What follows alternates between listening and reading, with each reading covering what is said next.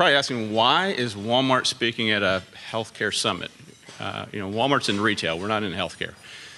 So I'll attempt to say we have had some successes in healthcare. We launched the $4 program, which we know has saved in the pharmacy industry has saved billions of dollars a year in pharmacy spend, and we know it can save more. We've done things in the Medicare space. We've worked with groups like partners like Humana, or through relationships with groups like Coventry and Caremark to help launch Medicare Part D plans that we know have lowered the cost of prescription drugs for America's seniors. Recently we've launched a number of programs, including a diabetes solution that has lowered the cost of testing for the average diabetic to $9 a month. We've done other things. We've helped some managed care organizations launch some wellness programs, groups like Humana and United, who we both have helped launch various healthy eating initiatives, including Humana's Vitality program, where if you're on the program, you can get a 5% discount on healthy foods purchased at Walmart.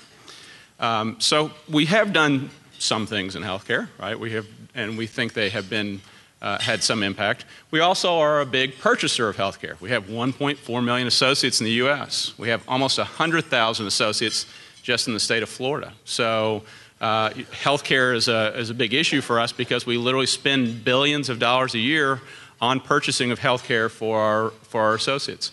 But the reality is, I'll tell you, Walmart is not.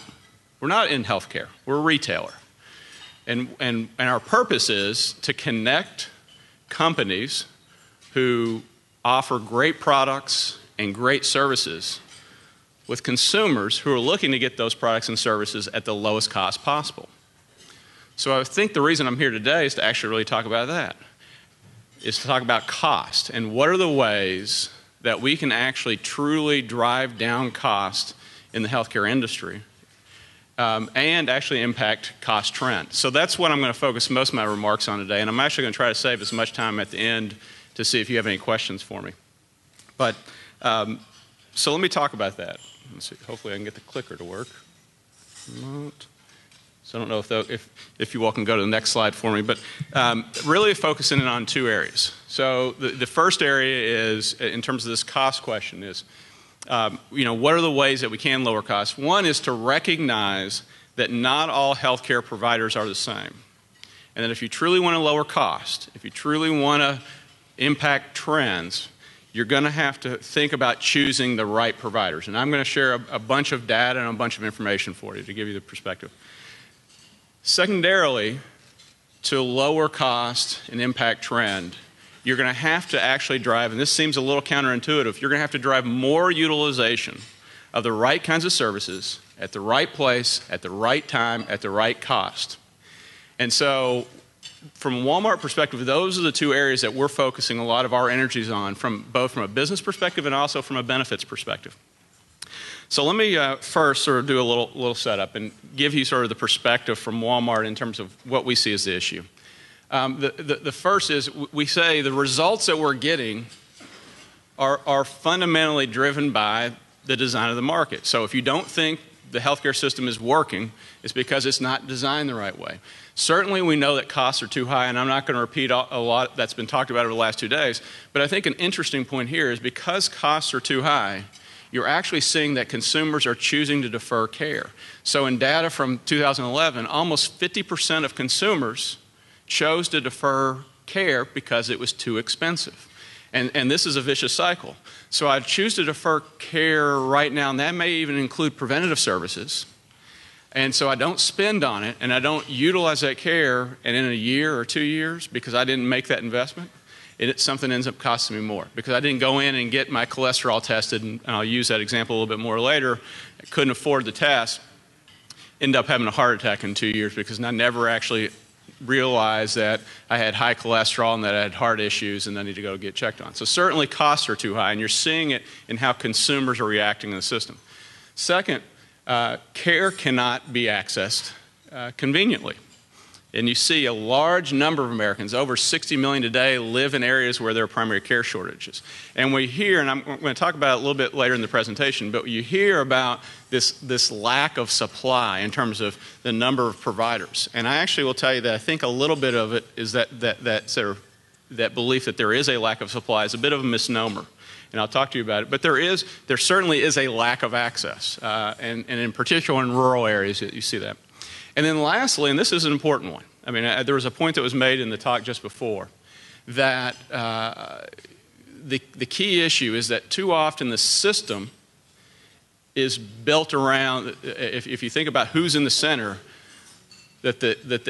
from my perspective, the individual or the entity who should be in the center is the customer, but instead it's often the payer or it's the provider. And so, but the fundamental challenge here is not only are costs too high, and not only is there a lack of access, but the care that's being delivered is actually not meeting customer expectations. And what's interesting is if you look, there's a company, Forrester, who does customer experience scores. And they have this massive healthcare category that includes payers and providers. And what's interesting is the worst performing retailers in America have a higher customer experience score than the best performing healthcare providers and payers. And so if you wonder why there's a lack of engagement, I often sort of hear it blamed on people, that they don't want to engage. You know, when your costs are too high, when there's no access, and when the experience you're delivering is not strong, you shouldn't be surprised that you get what you get. So let me come back to this point about you know, one of the opportunities to lower costs is that recognizing that not all providers are the same.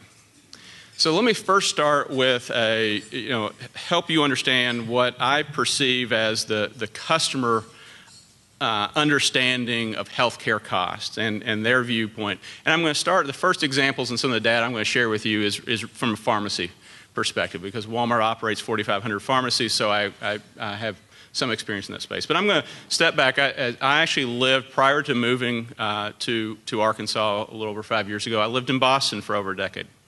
And if any of you have been to Boston, every weekend in a famous area downtown, there is this Haymarket. I actually called it a Haymarket Square Farmers Market. I don't think it's a farmers market.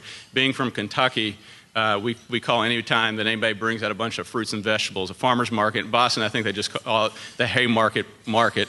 But every weekend they have all these various vendors selling fresh fruits and vegetables in an open area downtown. And the story is, I was down one weekend with my wife, and she was buying some things, and I was sort of dragging behind her, and happened to catch an interaction between a woman who was an older woman. She was probably in her 70s, maybe even 80s, and she was short. And there was a guy who was the vendor who, if you've been to Boston or had an interaction, I'm pretty confident he was a Southie. And unfortunately, I have been out of Boston too long to do the accents for you, so I won't do that. But I wanted to give you this sort of interaction that went on. So it went like this. This woman, she was sitting there looking, and there was a whole bunch of fruits and vegetables in front of her from this specific vendor, and she was kind of picking through some stuff, and she went and picked up one vegetable, and she showed it to the guy, and she said, "How much?" And he said, "It's $1." Okay, she put it back down. Then a few seconds later, she went and picked up another different fruit or vegetable and picked it up. Said, "How much is this?" And he said, "It's $1." She put it back down, and a few minutes later, she was sort of picked up another fruit and vegetable and picked it up and said, "How much is this?" And he finally, you could tell he was just frustrated with her. He said, "Look, woman, that was $1, this was $1, everything on this table's $1, $1, $1, $1." Okay? So I tell you that story to tell you that in many ways, that's how actually customers perceive the healthcare industry, and providers, and particularly pharmacy space. That what we hear very often is that customers will say, price doesn't really matter. It's the same price for me everywhere, because I've got a plan design that if I go get this drug at this pharmacy, it costs me $10, and if I go get it at another pharmacy, it's $10. It doesn't really matter. Or you hear the labs cost me the same wherever I go. So from a consumer perception, the reality you have is that that prices are the same, and there really is no price transparency.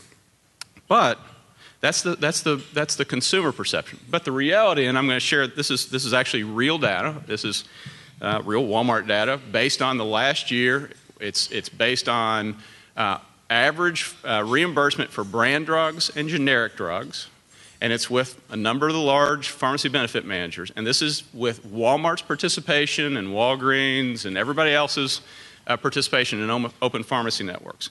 What's interesting is essentially for the same drugs, you see massive price differences. So on the branded drugs, between the highest cost pharmacies and the lowest cost pharmacies, there's over a 25% difference in price that equates to almost $60 in price differential for the same drugs. And on generic prescriptions, where the average cost of a generic prescription is around 20 bucks, you see as much as a $5 cost differential in that. So you can go to two different pharmacies and from a payer perspective see massive variations in cost. And what's interesting, and I don't want to miss this point because I'm going to come back to it in a second, that when you then add in the fact, this is just open network differences. So everybody's in, but not everybody's being paid the same. That when you start to move into what we call preferred networks, you see those savings gaps even widen. So what is a $60 gap becomes more like an $80 gap or a $90 gap. And so you see an extension of that percent savings. And so I think the reality is that the customer believes prices are all the same because that's the way they see it. But the payer sees it very differently. And so what I thought I might share with you is you can say, well, hey, Walmart, that's your data. This is an example for the largest self-insured employer in the state of California. And it's actually showing you for that employer who's self-insured how much they're paying for simvastatin. And simvastatin is one of the most prescribed drugs. It's the generic for Zocor. And the differences in what that payer is paying based on their pharmacy they use. So they pay as little as $4 at some pharmacies, and they pay as much as over $55 at others. And their copay is $2. So what does their employee see? I don't really care where I go because it's $2 regardless. Except I can go ahead and tell you that the payer paying the remainder, there's a big difference between paying $2 for that drug and paying $53 for that drug. And unfortunately, I'd love to tell you that this is not common, but it's massively common, that there are significant differences in pricing. And so I say that all to come back to the point that one of the ways that we have seen and that we have been on the forefront of pushing is, and it really is sort of a back to the future concept, but this idea of moving to preferred pharmacy networks and basically saying have providers compete. If you want volume, compete. And that the fundamental problem with some of the designs of open networks was there really was no incentive to compete. There was no incentive to actually take a lower price because you didn't get any new volume because of it. You didn't get any new traffic because of it. And what we know, and this was a study that was actually done by Milliman, and the Milliman study showed that for employers and groups that use preferred pharmacy networks, typical savings in the Milliman study was about 13% in the first year. Cut your pharmacy cost by 13%. Based on the programs that Walmart's participated in, that number is actually on average 18%. In fact, we have examples of groups who have saved over 50%. I'll give you an example. I work with all types of payers. So I work with managed care groups. I work with pharmacy benefit managers, vision benefit managers, consultants. Work with managed care, as I said, Humana and Uniteds and the Aetnas and the WellPoints of the world. Medicaid groups at the state level, Medicare. But we also work directly with a large number of employers. So I work with groups like Toyota and Delta Airlines and Waste Management and Caterpillar. And so for one of our large employers, I'll give you sort of a sense of something they did in the benefit accrual. So they came to us and said, hey, we heard you're in the game of helping us save money on our pharmacy benefit spend. We said, yeah, we can try to help. And what they said, here's what can you do, what can you give me in terms of cost savings if I were to prefer you? And the way they preferred us is they said, hey, we're going to lower copays at Walmart by a few dollars. We're going to tell our employees that if you go use Walmart, you'll pay a lower cost. And we'll also create additional incentives and other things around maintenance prescriptions, that if they use you for maintenance prescriptions, they're going to get additional benefits.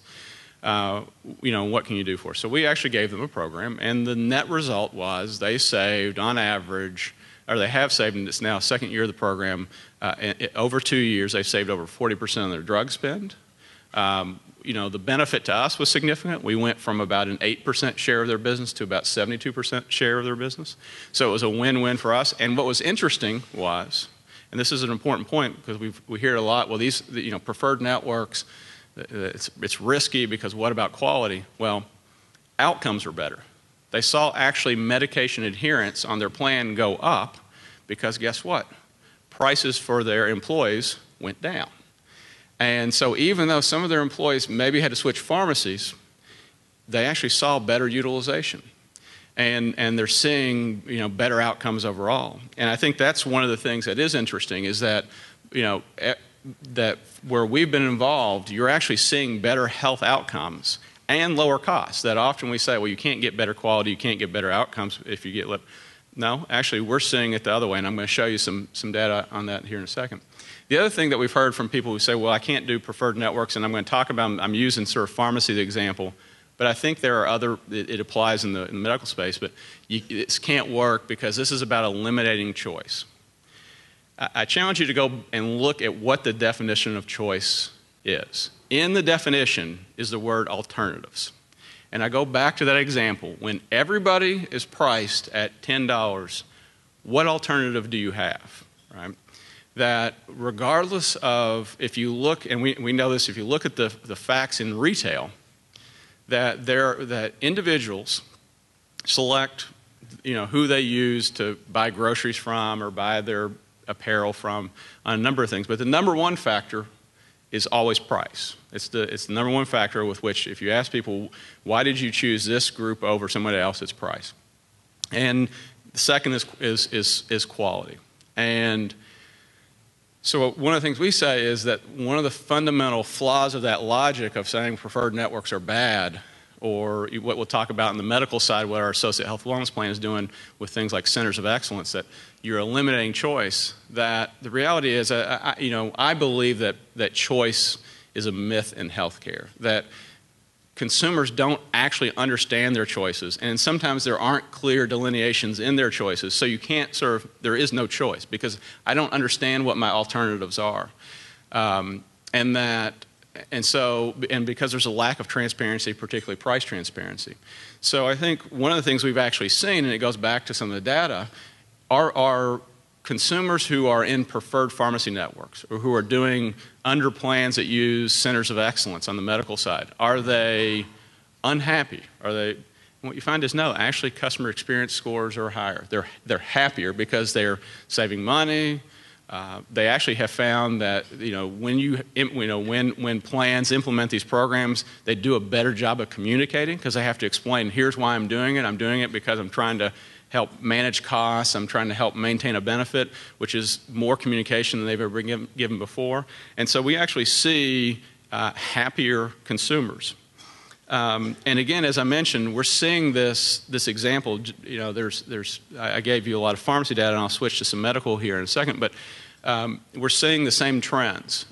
Just recently, and it's gotten a lot of press, our own associate health and wellness plan, our benefit plan for Wal-Mart associates, introduced really an expansion of their centers of excellence strategy. So originally, we used a transplant model, where we centralized all of our transplants to one national provider, and that drove, not only did it drive much better outcomes, which there's a lot of data to show that, but it actually drove much lower costs. So we've expanded that, and one of the areas that we expanded into is cardiac care, and identified a number of national providers that if you use those providers for your cardiac care, it basically costs you nothing. But in the end, you're talking about double-digit savings potential from the utilization of those providers. And so, and we see other models. There are groups like Employer Direct Healthcare out of Texas who's gotten a lot of buzz about they're taking sort of an old model, the case rate model, but moving it under this preferred or sort of limited kind of concept and driving some significant savings. And I'll show you sort of an example from some of their data and other groups on that. But so again, I think that what we see is that preferred networks, whether they're in pharmacy or medical, actually drive significant savings. We're not talking 1% to 2%. We're talking double-digit savings. They actually can drive better outcomes, and they actually result, if you do it the right way, in happier consumers. And I wanted to share with this, again, going back to this, not all providers are the same. This is some analysis to show you that this was a study that was done by Prime Therapeutics on a number of Blue Cross Blue Shield plans on medication adherence, which is one of the big outcomes measures that pharmacies are being measured on now.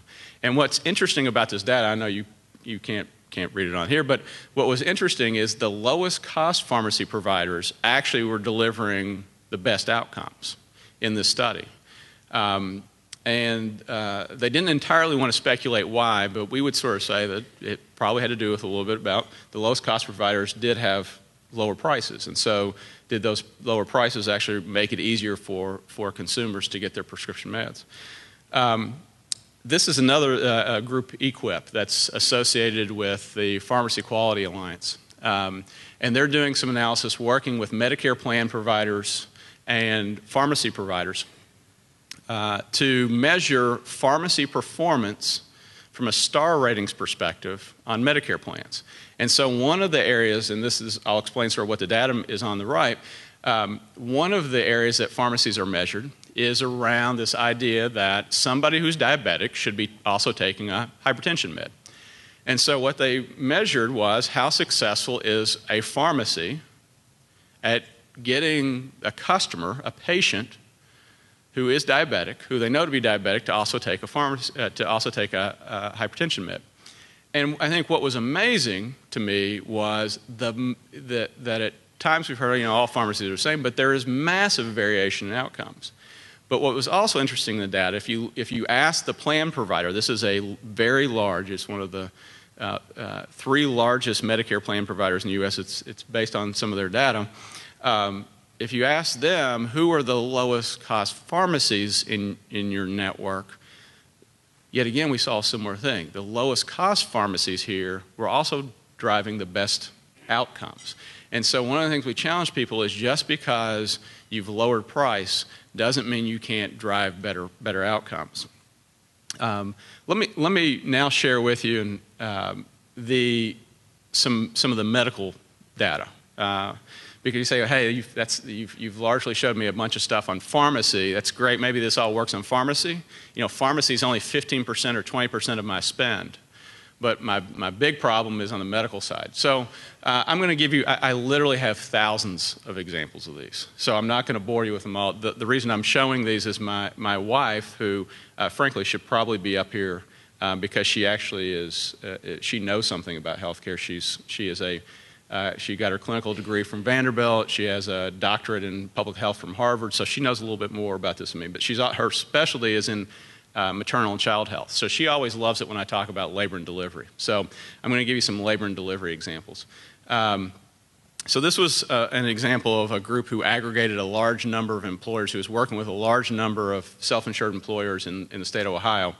And what this is showing you is just there were about 51 medical providers who were doing deliveries in the state of Ohio for these employers. And it shows you the number of deliveries that these various providers were doing, and it ranges from about 50 to almost 1,000 for a couple of them.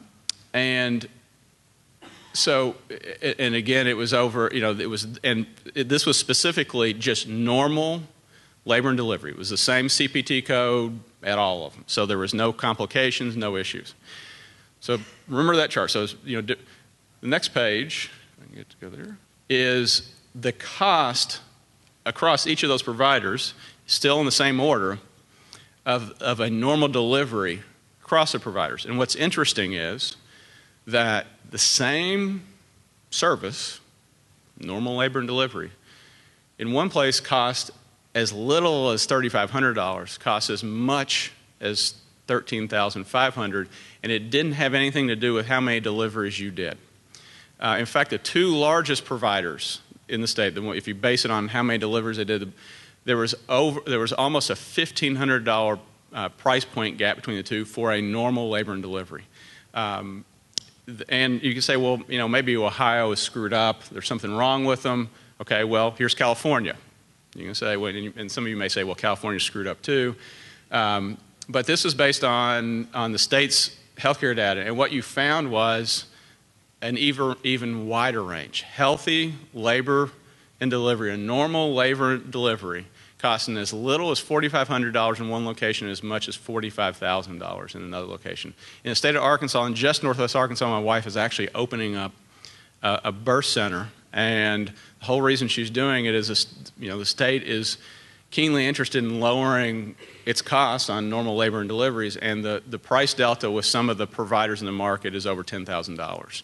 And in fact, if you would go in there versus delivering in sort of a pretty sort of sterile room, the rooms that she's got have flat panel TVs and queen size beds and everything else. So it's not, and so I think, again, using this example, that we're seeing these sort of wide variations in cost on the same service. And again, you can sort of say, well, maybe that's just something to do with labor and delivery. Well, here's the same group that was looking at California, and you need to look at stents. Massive, literally hundreds of thousands of $100,000 difference in cost between different providers. Same on things like hip replacements. And so I think the challenge we say is when you've got that kind of variation in cost, one of the missed opportunities is to say, how can I better leverage my network of providers and focus in on those providers and drive volume and utilization of those providers who are delivering me good quality, but also are delivering me lower cost.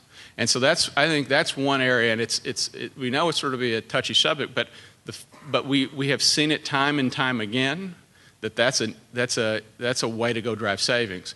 And so this is a little bit, I've always been told, never stick Excel spreadsheets on a PowerPoint, so I've sort of failed that rule. But this is an example of a set of aggregated employers in the state of Texas, and this is using one of these models that was sort of put out for them that they all eventually moved to. But it shows you sort of these differences, these gaps. So on knee replacements, that for the typical range for a same thing, same knee replacement in different providers, as high as almost $60,000, as low as almost $20,000. If you look at hip replacements, literally almost the same range, and if you look at aortic valve replacements, as high as $160,000, as low as $50,000. So in the model that this group that these employers used, is they said, I'm going to focus in, and I'm going to go find who my high quality providers are, but I'm going to find ways to motivate my employees and those individuals in my plan to use these providers. And in return, I'm going to expect that these providers, these hospitals, are going to guarantee me better outcomes, and then I'm going to get a better price from it. And in fact, that's what you saw, is that on an average knee replacement or hip replacement, these employers are saving, even with some of the structure here, about $10,000 per event. And on the aortic valve piece, about $20,000 per event.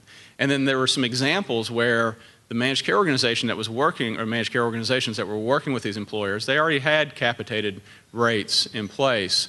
And the example here was the cabbage of about almost $70,000.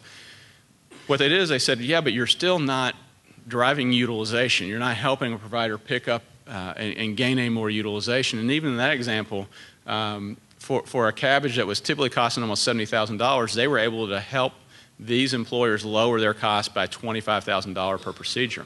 And it was all because, let's sort of recognize that we're in the business that when you build an expensive facility, and you amortize the cost of that facility, the way you can pay it back is by getting more volume. It is sort of the Wal-Mart way. And so our view is that, and we know that there are providers lining up across all spectrum of care around this model. And so I think, again, the first point is to say we believe there's an enormous opportunity to better leverage providers, make providers compete for volume.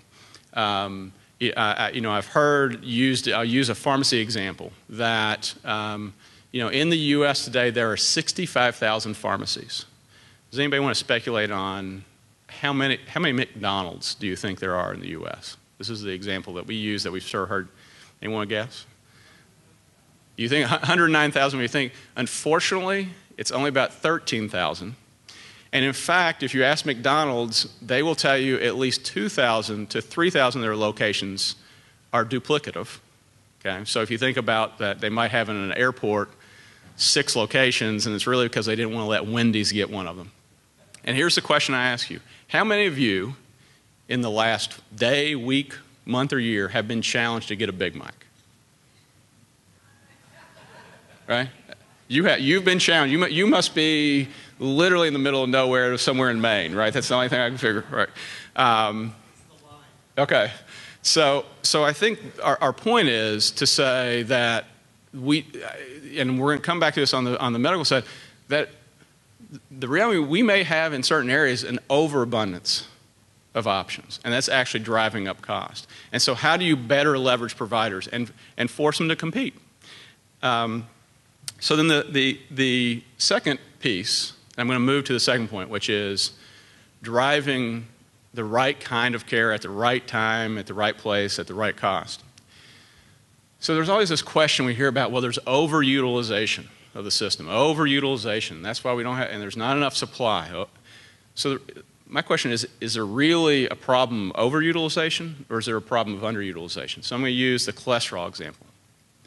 Last year, CDC recommendation was that, and CDC takes into account costs and everything else.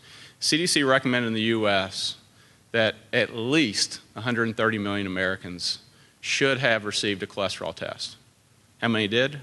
13 million. So you're surprised by the fact that heart disease and costs are sort of spiking. How can you be surprised when 90% of the people who the CDC identified as being a risk, who they said you should go monitor and get them tested, have no clue what their baseline is, where they stand? But one of the things I've heard is, well, the blame is always put on the consumer. Okay, so let's play out the logic, the flow. Let's say you're motivated. You have a consumer who's motivated to go get his cholesterol tested. What does he have to do today? Well, he has to schedule an appointment with his physician. By the way, less than half, if you really look at the data, maybe close to 80% of Americans really don't have a home. They don't have a physician. And I say that based on 50% of Americans will tell you, I don't have a physician, I can't name it. About 30%, 25 to 30% haven't visited that person in over 2 years. And so what I like to say is if you haven't connected with somebody in over 2 years, they're not really your home. Like if I didn't go home for 2 years, I'm pretty confident my wife wouldn't say we're really married, right? But given that, you try to schedule an appointment with a physician. Okay. Well, in the U.S., if you exclude emergent needs, the average time it takes to get in to see a physician when you call them is about 8 weeks. Okay, so I'm motivated right now to get my cholesterol tested. I'm willing to do it. I heard somebody, somebody tell me that, Dr. Oz told me, go get your cholesterol tested. I want to do it. I'm ready now, right? I call the physician, 2 months. Okay, then I show up. I don't really know how this is going to go down. And I go through a screening, and the screening's great. But then they tell me, hey, I'm going to need you to fast. The next day, I'm going to have you go to this lab center, or maybe even come back here and get your blood draw. Okay, great. And then, so what's happened there? So now I've had to actually pay for 2 different visits, and that's actually what you see on average. I've had to pay for the physician visit, and based on my plan, I may have to pay a different sort of financial arrangement for the lab. Okay, but that's not the worst part.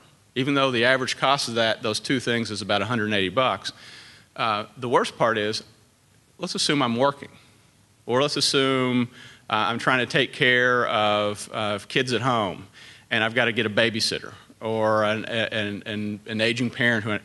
I've now become less productive because I've had to waste 2 visits, not 1, to go get this cholesterol test done. And when you look at the average time in terms of waiting area and everything else, I will have spent over 2 hours just trying to get a cholesterol test. It took me 2 months to get it scheduled. And oh, by the way, on average, the average consumer, a week later, what you have is, because the results aren't immediate, doesn't even know what the outcome is. The call they'll get is from a nurse on your answering machine that says, "Hey, Marcus, just want to let you know your test came back. Everything looks and this is one that I got. Everything looks okay. Why don't we talk to the doctor about it the next time you come and do a visit?" Well, I was really excited 2 months or 3 months ago when Dr. Oz told me to go get my cholesterol test. I'm not very excited now because it took me months. I spent a lot of money, and I'm none the wiser.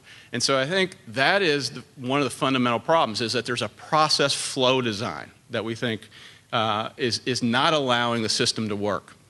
And so what you actually have is massive underutilization, which is driving these gaps in care.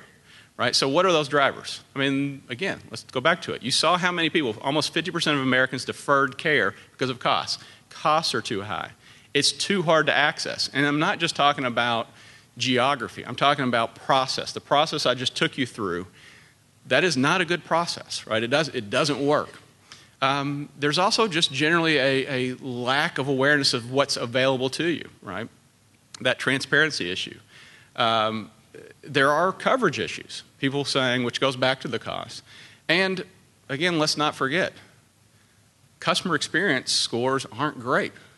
You can't get somebody to engage if they don't like the experience that they're getting, both from a payer perspective and a provider perspective. And so you shouldn't be surprised with the results. And here are the results. Of people who have high blood pressure and should be getting doing an annual visit related to high blood pressure, only 13% are. So 87% of Americans who have high blood pressure know they have high blood pressure and have been instructed to come back every year, and 87% aren't doing it. Of those who are 60 plus, and the recommendation is everybody 60 plus should be getting the shingles vaccine, only 1 in 10 are. If you think about routine labs, and these aren't CDC recommended labs, this is when you've actually gone into a physician and the physician has said, "I would like for you to get this lab done." Only 62% of consumers are doing it. And then the last is, and this is something that CMS is deeply concerned about, they want to drive massive senior screenings. So they want to make sure that every senior on Medicare is getting some sort of health screening, blood pressure check, cholesterol check, a glucose check. That of those individuals, of enrollees, less than 1% are getting that screening done. So, and the reason is for all what we just talked about on the left side: cost, experience, the process, the access. And that's driving what we would say is massive underutilization of the type of services you should be wanting people to actually overutilize. And so what's the problem? And this is a massive eye chart, so you're going to have to follow with me. But what it's actually showing is at the bottom where it says low, moderate, and high clinical risk, this is measuring an individual based off of the type of clinical risk that they have. So are they diabetic? Are they hypertensive? Do they have high cholesterol or heart disease? Are they asthmatic? Do they have mental health issues? That's what the clinical risk is measuring. And that's typically what you hear from actuaries. On the vertical, where you see the behavioral risk, this is from low to high. This is measuring whether an individual smokes, drinks in excess, consumes in excess on food, so things like consumes more than 4,000 calories a day on average, never exercises, those kind of things. Well, what's interesting is, everybody knows that there are big cost differences between people who have differences in clinical risk. Somebody who is diabetic, we all assume is going to cost the system more than somebody who's not diabetic. And you see that, right? But what's more interesting is you can take somebody with the same clinical risk, two people, neither one of them are diabetic, neither one of them are hypertensive. But the fact is the person who has the higher behavioral risk will cost, in some instances, twice as much in a given year over a set of years as the person who has low behavioral risk. But the big point here that I would tell you is if you want to understand what's driving cost trend, it's not inflation in the group who's the high. It's not the person who's diabetic and smokes getting more expensive next year than they were this year. It's what we call the biggest cost trend driver, or what we call the exploders, are the people who you thought were perfectly healthy and fine magically becoming not healthy or fine the next year. So you take somebody who you didn't know it, but they were in the low clinical risk, high behavioral risk category. And because they have these high behavioral risks, they explode on you, and the next year they cost 2 or 4 times as much. So they went from costing about a couple thousand a year to $100,000 a year. And so our point is, the only way you're actually going to know the clinical risk and the behavioral risk is if you actually drive more utilization. And the only way you can intervene is if you know. So you got to start with, we talk about, we hear the word engagement a lot, but we think you got to actually start at inform, inform, inform. What are we going to do to truly baseline every American so that they know where I stand? The sad thing is, you know more about your car and how it's doing, and your pet and how your pet is doing, and how your computer is doing, because you have all these little diagnostic tools that tell you your computer's running slowly and you need to do this and do that. Your car, you can go plug it into a little machine and it'll tell you you need to get your brakes replaced, your oil's low, you got all these. You know more about those things than you know about yourself. And so we think that's one of the biggest risks that we're seeing right now, is that you've got a lot. It's not that people don't want to act. It's that they don't know that they should. And I think that one of the fundamental flaws is assuming that consumers are stupid. They're not stupid. If you are transparent, share information, you will see them make right decisions. And we know that.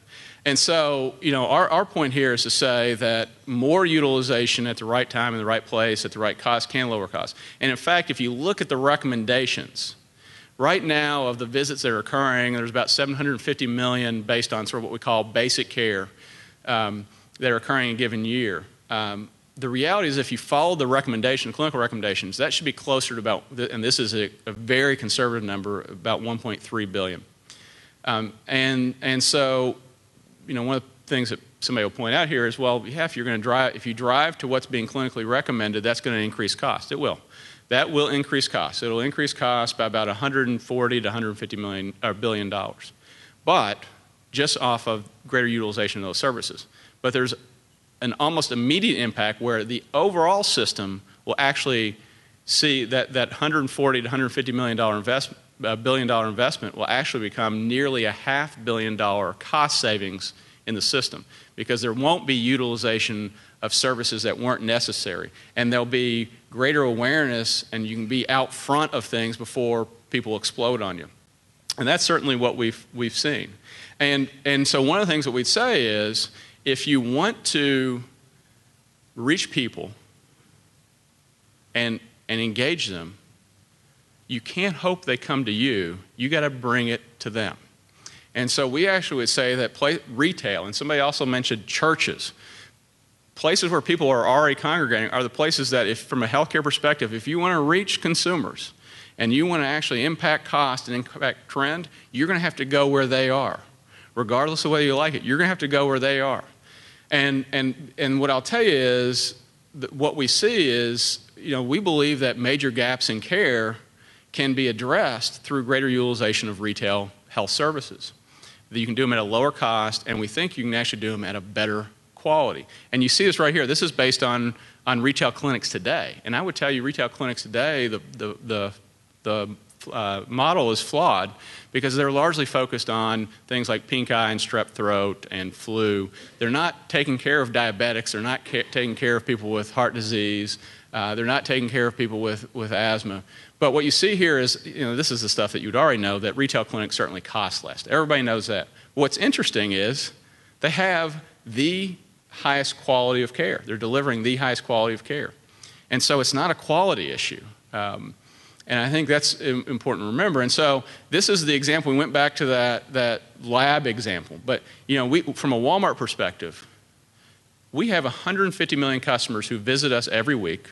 Those customers, on average, spend almost 50 minutes with us every time they visit. 70% of Americans visit us more than 30 times a year. So we've got people who are already spending hours and hours of their lives with us in a given year.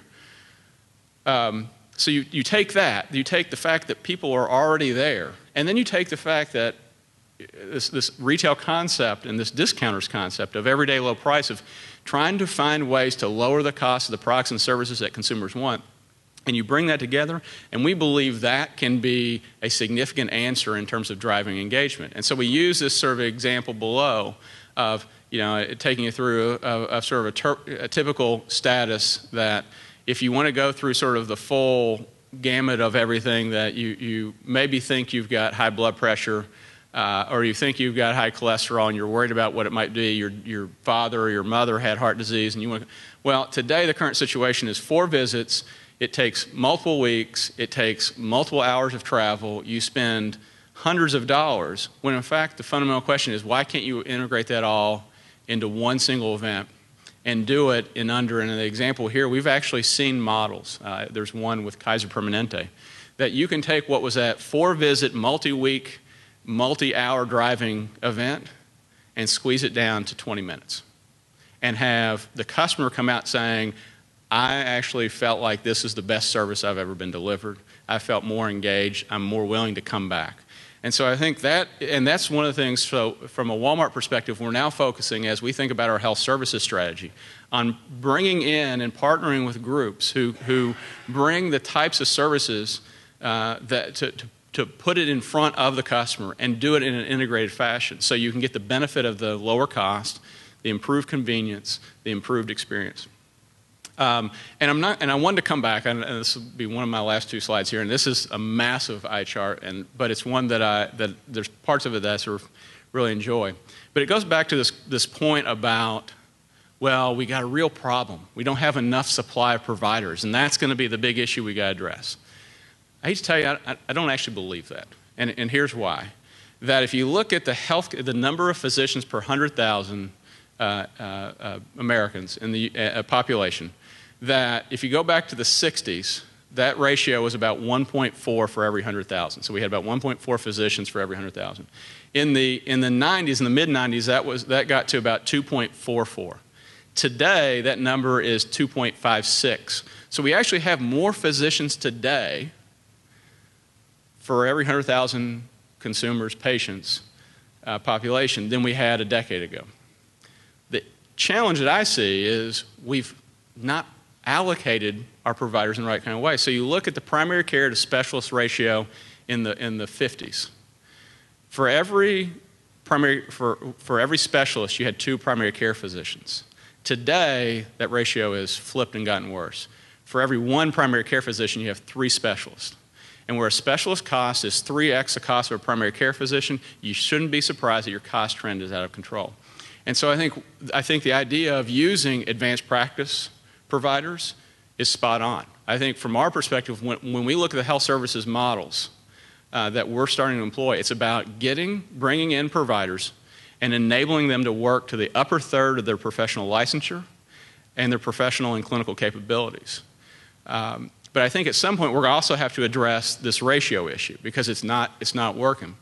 And I was speaking at an event not too long ago. I was on a panel, and I had a person say, well, I hear what you're saying. Let me make one other quick point. One of the things we're also looking at is saying, how can you actually enable self-care? How can you enable consumers to get the care they need and not actually have to engage a provider if they don't have to? We've seen some really interesting, go back to acute, we've seen some really interesting systems where really through a piece of technology, a consumer is able to use that technology to diagnose and then drive them to some sort of testing or diagnosis, or a lab center to sort of get a quick test and get a prescription. So you don't need to go through sort of multiple steps and engage with multiple providers to get your strep throat, to figure out that you've got strep throat. But I was on a panel and had a guy stand up and he said, if I understand what you're saying about providers, it sounds to me like you're wanting to have, I know you have a bunch of Tire and Lube Expresses. It sounds to me like you want to have your Tire and Lube Express guys do immunizations so that when you drive in to get your oil change, they're going to jab you in the arm with a flu shot. And I said, you know what? That's not a bad idea. I guarantee if you did it, more people would have gotten a flu shot, and some of the influenza challenges we're having in the U.S. right now, we might not be having, because it's an access challenge, right? And it's about using and training people to do the things where the customers are. And so, this is the slide that always gets me in a little trouble, but it is something. It is our sort of goal to enable providers to actually work up to their full potential, and that's in the services model that we're employing. That's what we're doing. So with that, I'll sort of conclude, and then again open it up to any questions. There's a number of ways that we think you can lower cost and impact trend, but I'll sort of reiterate them. One is, again, recognizing that not all providers are the same. If you can choose the right one. So the way to lower costs is leverage low-cost, strong outcomes providers and figure out how to get them your plans or your employees' utilization. The second is to figure out ways and partner with groups to drive and providers to drive more utilization of the right kinds of services in places where customers are.